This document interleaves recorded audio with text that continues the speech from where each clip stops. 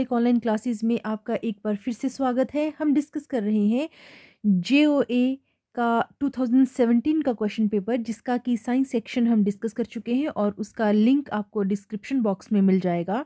इस वीडियो में हम कंप्यूटर, हिंदी और इंग्लिश का सेक्शन डिस्कस करने जा रहे हैं। तो चलिए शुरुआत करते हैं। साइंस सेक्शन का जो लास्ट क्वेश्चन जो हमने डिस्कस किया था, हालांकि कंप्यूटर, इंग्लिश और हिंदी के अलावा कुछ एक साइंस के क्वेश्चंस हैं जो इसमें है। तो हमने अभी तक डिस्कस किए थे क्वेश्चन नंबर 1 से 34 तक, और अब 35 से आगे शुरू करते हैं। तो क्वेश्चन नंबर 35 है, टॉलेस्ट ट्री इज यूकलिप्टस, देवदार, सीक्वा या नन ऑफ दीज। तो इसका जो सही जवाब है वो है ऑप्शन सी, सीक्वा। देखिए, अगर यहाँ पर ऑप्शन में होता रेडवुड, तो सही ऑप्शन होना था रेडवुड, क्योंकि जो टॉलेस्ट प्लांट होता है आपका वो होता है रेडवुड। हालांकि रेडवुड और सीक्वा ये आपस में काफ़ी रिलेटेड हैं। रेडवुड सबसे टॉलेस्ट होता है, सीक्वा यूकलिप्टस और देवदार से तो टॉलेस्ट होता है, लेकिन ये वर्ल्ड का लार्जेस्ट इन वॉल्यूम भी है। रेडवुड टॉलेस्ट है, लेकिन उसकी जो आपका तना होता है, वो ट्रंक होता है, वो पतला होता है काफ़ी, और सीक्वा का बड़ा होता है। तो टॉलेस्ट ट्री यहाँ पे है सीक्वा, लेकिन अगर यहाँ ऑप्शन में होता रेडवुड तो रेडवुड है सबसे टॉलेस्ट प्लांट, और उस सीक्वा के बाद यूकलिप्टस, यूकलिप्टस के बाद देवदार। अगला क्वेश्चन है कि what is mixed farming. Mixed farming यानी मिश्रित खेती क्या है। मिश्रित खेती होती है कि जब आप अनेक फसलों को उगाते हैं और उसके साथ साथ पशुपालन करते हैं, वो आपका आता है मिक्स्ड फार्मिंग में। ए ऑप्शन की तरफ देखें तो यहाँ लिखा है growing of several crops in a planned way. जब आप एक ही खेत में कई फसल उगाते हो, जैसे कि आपने देखा होगा हम मक्की के खेत में राजमा भी उगाते हैं, खासकर हिमाचल में। तो ये इस तरह की जो फार्मिंग, उसे कहा जाता है इंटरक्रॉपिंग, जब सेवरल क्रॉप्स बीजी जाती हैं एक खेत में। अगला सवाल देखते हैं, question number 37। Earthworm is called farmer's friend because it makes soil porous, it fix atmospheric nitrogen, it works as fungicide या नन ऑफ दीज। तो अर्थवॉर्म जो है या केंचुए जो है कृषक मित्र इसलिए कहलाते हैं क्योंकि वो मिट्टी को पोरस बनाते हैं, मृदा को रंध्रमय बनाते हैं, जिससे कि क्या होता है, जिससे कि एरेशन अच्छी होगी मिट्टी में, और जो रूट्स को है पानी अच्छे से मिलेगा। उसके अलावा जो अर्थवर्म का एक्सक्रीटा है, या फिर अर्थवर्म जब खुद मर जाते हैं उसके बाद एज अ हमस भी वो फर्टिलाइजेशन देते हैं, जो न्यूट्रिएंट्स हैं वो प्रोवाइड करवाते हैं सॉइल को, और एट लास्ट प्लांट्स को मिलती है वो। क्वेश्चन नंबर 38 है, saffron is obtained from which part of plants. यानी केसर किससे प्राप्त होता है हमें, स्टेम, एंथर, स्टिग्मा या नन ऑफ दीज। तो जो केसर पादप है वो हमें मिलता है स्टिग्मा से, और एक फ्लावर से हमें 3 स्टिग्मा मिलते हैं केसर में, इसीलिए केसर इतना महंगा होता है। यह है क्वेश्चन नंबर 38। अगले क्वेश्चन की तरफ चलते हैं, question number 39। Which one of the following is responsible for stimulating effect of tea? Alkaloid, flavonoid, steroid या none of these। यानी कि चाय के उत्तेजन प्रभाव के लिए जिम्मेदार कौन है, तो वो होता है एल्केलॉइड, कैफीन। क्वेश्चन नंबर 40 है, pashmina wool famous for its warmth is obtained from. Pashmina ऊन हमें किससे मिलती है, गोट, शीप, बेयर। तो जो पश्मीना ऊन है वो हमें मिलती है गोट से, हिमालयन गोट, बकरे से। और हो सकता है कभी ऑप्शन में चांग थंगी लिखा हो, तो वो भी ये हिमालयन गोट ही है। अब क्वेश्चन शुरू होते हैं कंप्यूटर्स के।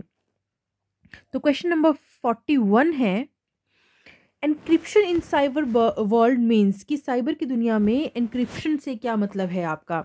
देखिए, एनक्रिप्शन क्या होता है।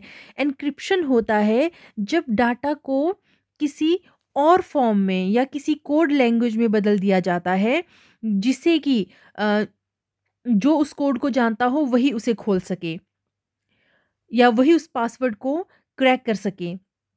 और तो उस हिसाब से तो सही ऑप्शन जो होगा वो होगा C option, algorithmic alteration of password into scramble data to prevent access, ताकि हर कोई उस डाटा को एक्सेस ना कर सके, इसलिए उसे कोडिंग फॉर्म में बदल देते हैं। और जो एनक्रिप्शन को है, एनक्रिप्टेड डाटा जो होता है हमारा एनक्रिप्टेड डाटा, उसे साइफर टेक्स्ट भी कहा जाता है, साइफर टेक्स्ट भी कहा जाता है। तो क्वेश्चन सी है सही जवाब। पहुंच गमन रोकने के लिए पासवर्ड का अलॉगरिथमिक अल्ट्रेशन जब किया जाता है उसे कहते हैं एनक्रिप्शन। नेक्स्ट क्वेश्चन है, who is the father of super computer. 3 सवाल हैं जो काफ़ी ज़रूरी हैं, और जो नया पैटर्न है जेईई के एग्ज़ाम का, उसमें अगर लगभग 100 से 120 क्वेश्चन अगर आने हैं तो ज़रूर उनमें से आपको फादर पूछा जाएगा। तो 3 सवाल ये हैं कि एक पूछा जाता है who is the father of super computer, दूसरा पूछा जाता है फादर ऑफ कंप्यूटर, और तीसरा पूछा जाता है फादर ऑफ कंप्यूटर साइंस। तो father of supercomputer is Seymour Cray, C option. अगर आपसे पूछा जाए फादर ऑफ कंप्यूटर, वो होगा चार्ल्स बेबेज, और अगर पूछा जाए फादर ऑफ कंप्यूटर साइंस तो वो होगा एलन ट्यूरिंग। ये क्वेश्चन आपका इस पेपर में भी पूछा गया है, तो नेक्स्ट स्लाइड में है शायद वो। तो यहाँ पे था फादर ऑफ सुपर कंप्यूटर वो है Seymour Cray, father of computer Charles Babbage.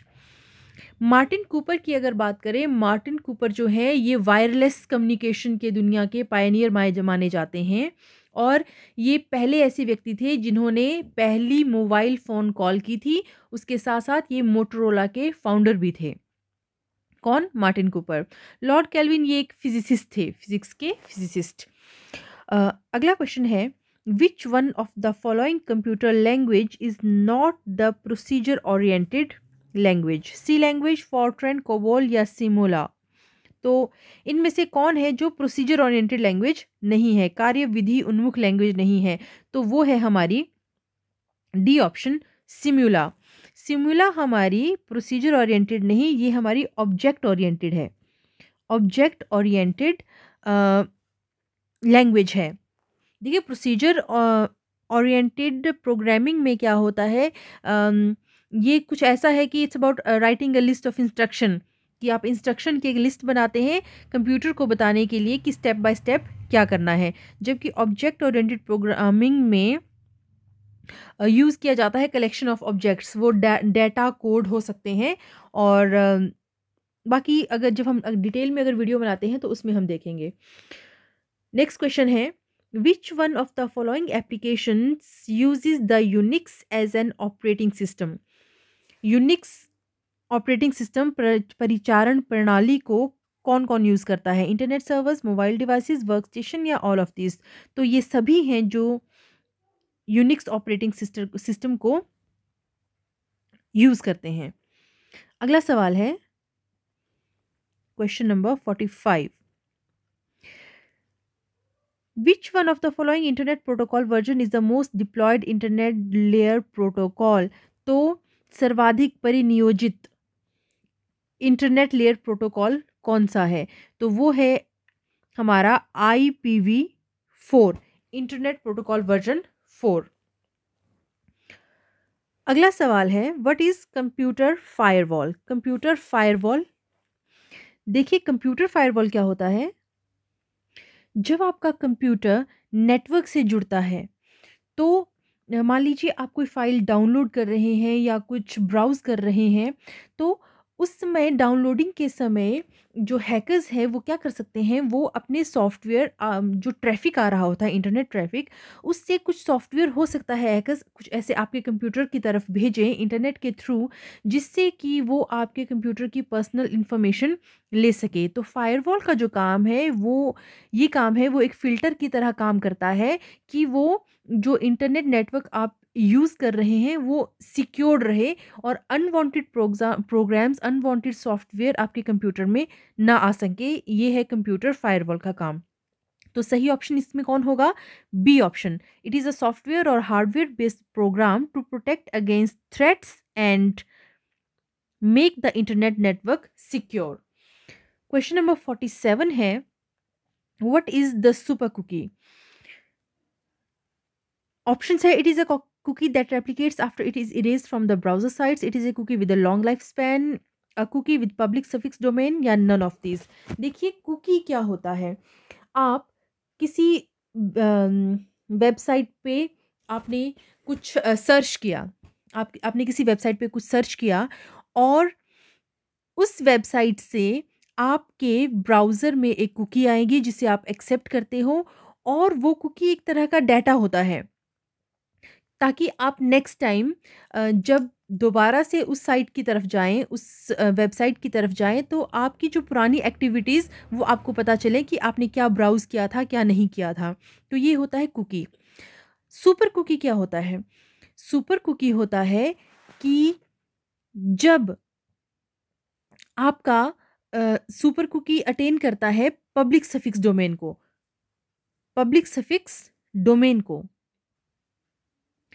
एक बार फिर मैं बताना चाहूँगी कि कुकी क्या होता है? कुकी होता है कि जब आप किसी वेबसाइट पर ब्राउज़िंग करते हैं, किसी वेबसाइट पर जब आप ब्राउज़िंग करते हैं, कोई वेबसाइट देखते हैं, तो आपका वेब ब्राउज़र जैसे कि आपका गूगल क्रोम हो गया, वो क्या करेगा? वो एक छोटा-सा डाटा जो है वो आपके कंप्यूटर में सेव करके रखेगा। जैसे कि आपने कोई आईडी या पासवर्ड डाला और अगर आप उसे सेव कर लेते हैं, सेव फॉर नेक्स्ट टाइम के ऑप्शन यूज़ करते हैं, तो अगली बार आपको पासवर्ड डालने की ज़रूरत नहीं होती।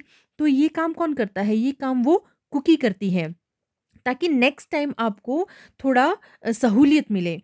लेकिन सुपर कुकी में क्या होता है, आपका इंटरनेट सर्विस प्रोवाइडर यानी कि आपका आईएसपी क्या करेगा? आपका आईएसपी आपके कहें हम कि डोमेन में, डोमेन समझते हैं आप? डॉट कॉम, आपके डोमेन में या फिर आपके पब्लिक सफिक्स में, आपके पब्लिक सफिक्स जैसे कि आपने देखा होगा डॉट को डॉट यूके, इसमें क्या होगा, उसके साथ उसको अटैच कर देगा। आपका आईएसपी इंटरनेट सर्विस प्रोवाइडर आपकी आपके जो डोमेन है या फिर आपके जो पब्लिक सफिक्स डोमेन है उसमें एक सुपर कुकी इंसर्ट कर देगा। उससे क्या होगा? उससे आप अपने कंप्यूटर में जो भी डाटा, जो भी काम कर रहे हैं उस पर वो नज़र रख सकता है और आपका डाटा उससे चोरी हो सकता है। और इस सुपर कुकी की दिक्कत ये है कि नॉर्मल कुकीज़ को आप डिलीट कर सकते हैं पर सुपर सुपर कुकी को डिलीट करना काफ़ी मुश्किल होता है। तो यहाँ पर रिलेशन में कौन-सा जवाब सही होगा कि सुपर कुकी क्या है, कि ये एक ऐसी कुकी है जो कि पब्लिक सफिक्स डोमेन के साथ आपकी क्या हो जाती है, इंसर्ट हो जाती है और इससे जो आईएसपी आपके इंटरनेट ब्राउजिंग हिस्ट्री और हैबिट्स पर पूरी नज़र रख सकता है। अगला सवाल देखते हैं। Which one of the following microprocessor is the world's first commercially available microprocessor?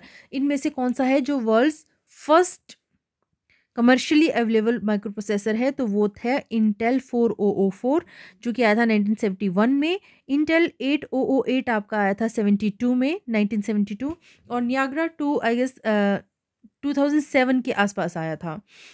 तो सही जवाब है डी ऑप्शन इंटेल 4004।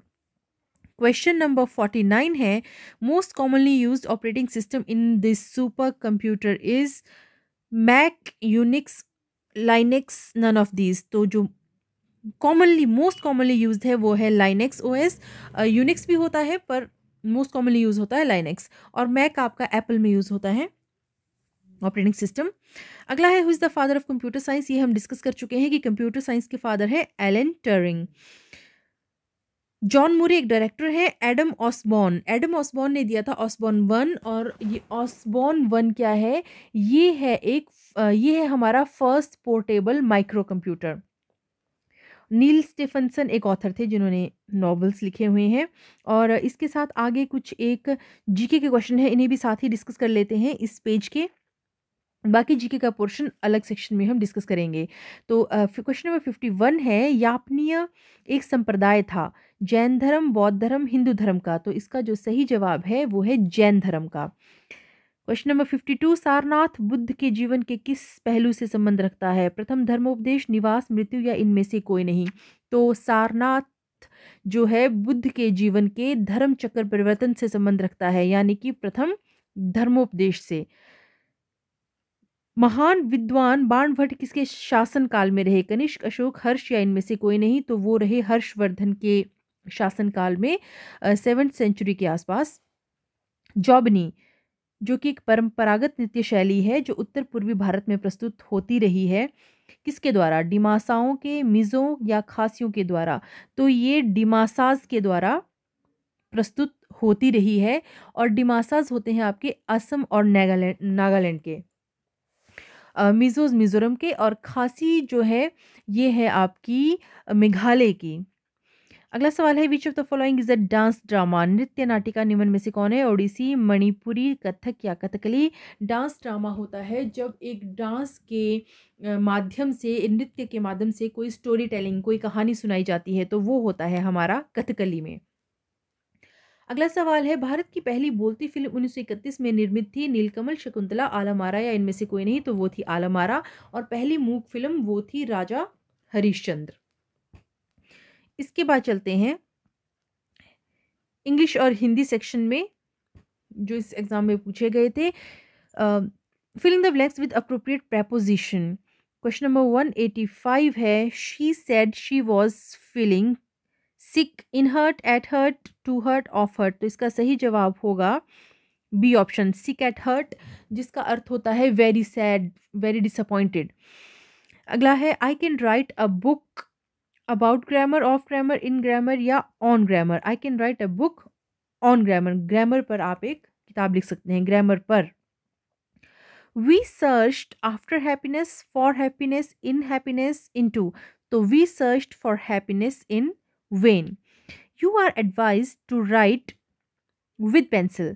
देखिए, इन कब लिखेंगे? इन आप लिखेंगे अगर आपका यहाँ पे होता you are advise to write in ink. अगर इंक है तो आप इन लिखोगे, और यदि बताया गया है कि पेन से लिखना है या पेंसिल से, तो उस केस में आप विद यूज करेंगे। नेक्स्ट है, बिवेयर ऑफ बैकबाइटर्स। जैसे बिवेयर ऑफ डॉग्स, वैसे ही beware of backbiters. 190, our clothes were soaked in water, B option. Hindi section देख लेते हैं। सबसे पहले है शुद्ध वर्तनी, तो अनुसरण लिखा जाएगा ए ऑप्शन ऐसे। कुंडली लिखा जाएगा बी ऑप्शन। देखिए, ये पंचम वर्ण, ये पंचम वर्ण कैसे लगाते हैं? तो अगर मैंने यहाँ लिखा हुआ है कुंडली, तो जहाँ ये पंचम वर्ण आएगा उसके बाद वाला वर्ण देखना है, उसी से संबंधित आपका होता है। जैसे कि यहाँ पर ड लिखा है, तो ड की लाइन बोलनी है, उसका पंचम वर्ण कौन सा होगा? ट, ठ, ड, ढ, ण। तो इसलिए यहाँ पे ण आएगा। अगर यहाँ पे मान लीजिए लिखा होता प, तो कौन सा आना था? प, फ, ब, भ, म। तो यहाँ पर ण की जगह म होना था। तो इस तरह से पंचम वर्ण लिखा जाता है। तो सही ऑप्शन थे बी ऑप्शन। 193 है त्रिकोण, त्रिकोण लिखा जाता है सी ऑप्शन। 194 आजीविका, ए ऑप्शन हमारा सही है। और ओजस्वी, बी ऑप्शन सही है। कुंडली, अनुसरण, ओजस्वी बहुत फेमस है, अक्सर एग्जाम में आते हैं। क्वेश्चन नंबर 196 है, जो धन का दुरुपयोग करता हो के लिए एक शब्द क्या है? वो है अपव्ययी। मितव्ययी होता है जो सोच समझकर खर्च करता है। अतृप्त होता है जो कभी तृप्त नहीं होता, और अधित्य का होता है प्लेट्यू, प्लेट्यू कहते हैं अधित्य का। क्वेश्चन नंबर 197 है, नीरस में कौन सा समास है? अव्ययी भाव, तत्पुरुष, द्वंद्व या बहुव्रीहि? तो इसमें समास है अव्ययी भाव समास, जिसका प्रथम पद प्रधान होता है और प्रथम पद अव्यय होता है, नीरस, बिना रस के। नेक्स्ट है, व्यापक का संधि विच्छेद क्या है? तो व्यापक, यहाँ पे देखिए, या हमारा बनता है ई और आ से बनता है या, तो ये है ई और आ जिसने बनाया या, और ये बन गया व्यापक। तो व्यापक का जो संधि विच्छेद वो होगा सी ऑप्शन, ई धन आ। 199, अंधा बनना मुहावरे का अर्थ है जानबूझकर किसी बात पर ध्यान न देना। वात्सल्य का पर्यायवाची कौन सा नहीं है? प्रेम, नेह, स्नेह, विग्रह। विग्रह वात्सल्य का पर्यायवाची नहीं है। तो ये सवाल पूछे गए थे कंप्यूटर, हिंदी और इंग्लिश सेक्शन से। इसके बाद हमारा बचता है जीके का पोर्शन। तो जीके के पोर्शन में आपका 56 से आएगा 187 तक। तो इसके लिए हम एक और वीडियो अपलोड करेंगे जो जल्द ही हम कर देंगे। तो यदि आप पहली बार हमारे चैनल को देख रहे हैं तो आपसे रिक्वेस्ट है कि प्लीज़ हमारे चैनल को सब्सक्राइब करें, शिवालिक प्रगति। वीडियोस को लाइक करें अगर आपको पसंद आता है, और अगर आप अपने कोई विचार देना चाहते हैं या आपको लगता है कोई सवाल का जवाब गलत दिया गया है तो आप प्लीज़ हमें कमेंट बॉक्स पे कमेंट करें और वीडियो को ज़्यादा से ज़्यादा लोगों तक शेयर करें। जल्द ही मिलेंगे इस वीडियो के तीसरे भाग के साथ, तब तक आपसे इजाज़त लेते हैं। धन्यवाद।